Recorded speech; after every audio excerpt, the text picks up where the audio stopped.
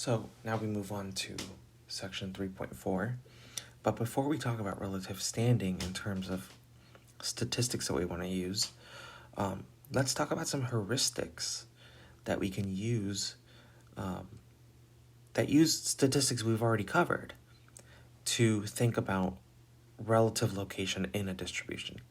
So once again, I have here a sample data set. It is running finish times for male runners in the Boston Marathon.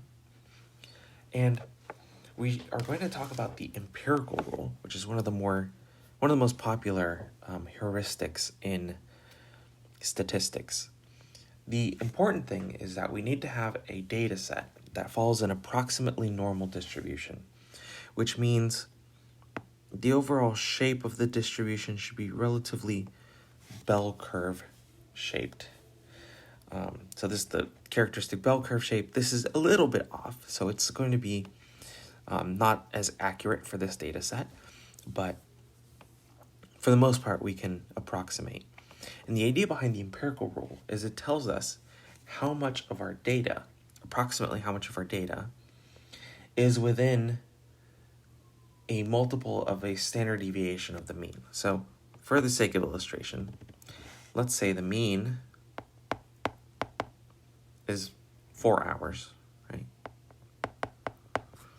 And let's say the standard deviation is roughly 25 minutes. All right.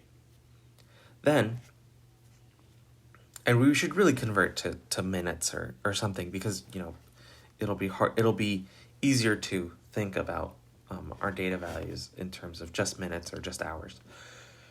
But the empirical rule has 3 parts to it, and it says roughly 68% of our data.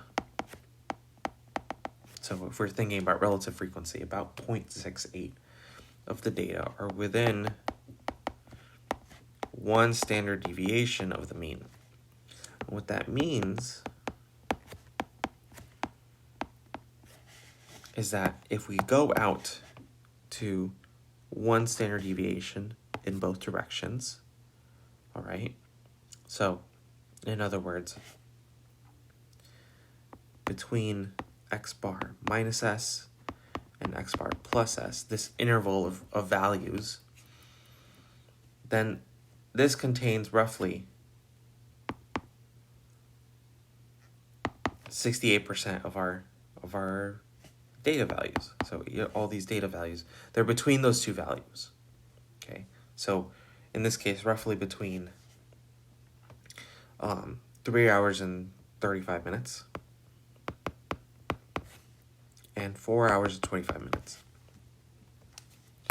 The next part says that roughly 95% of our data values are within 2 standard deviations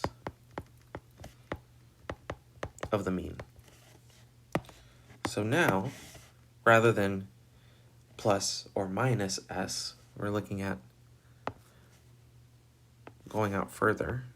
So here are our boundaries, and this is a little bit off. So this isn't exactly, you won't get exactly 95% all the time, but roughly. So what we've got here then is approximately 95% of your data values fall between x bar minus 2s and x bar plus 2s, which in our example here is roughly 3 hours and 10 minutes and 4 hours and 50 minutes. The last one is the statement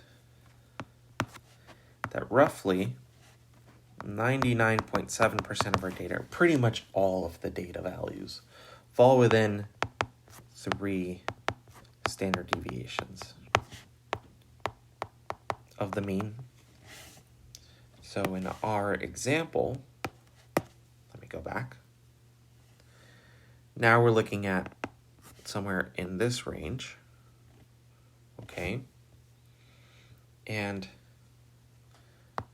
we're saying if we go out 3 standard deviations in either direction, left or right, up or down, then we've covered pretty much all of our data values. For us, that would be between 2 hours and 2 hours and 45 minutes and no greater than 5 hours and 15 minutes. Right? So, how do we interpret this in terms of our example here? Each data value is a specific runner's finish time. So, about 68% of our runners finish within 3 hours and 35 minutes and 4 hours and 25 minutes. Almost 95% of them finish between 3 hours and 10 minutes, 4 hours and 50 minutes. And pretty much all of them, all but 0.3%, finish within 2 hours and 45 minutes and 5 hours and 15 minutes. So as the ranges go further and further out, we cover more and more of our distribution. And that, if our data set follows the empirical rule pretty well, then that's strong evidence that we actually have a normal distribution. So, that said, the strong rule of thumb is about what we consider to be a usual value of the distribution or a significant value of the distribution. So, any data values less than x bar minus 2s, so less than 2 standard deviations less than the mean, is considered significantly low. So it's a significant value. And any values greater than x bar plus 2s is significantly high. In other words, if your data value is more than 2 standard deviations away from the mean, then the value is significant. And this will play a very, very important role as we move forward, not only with examining our sample data, but also as we move forward with probability distributions.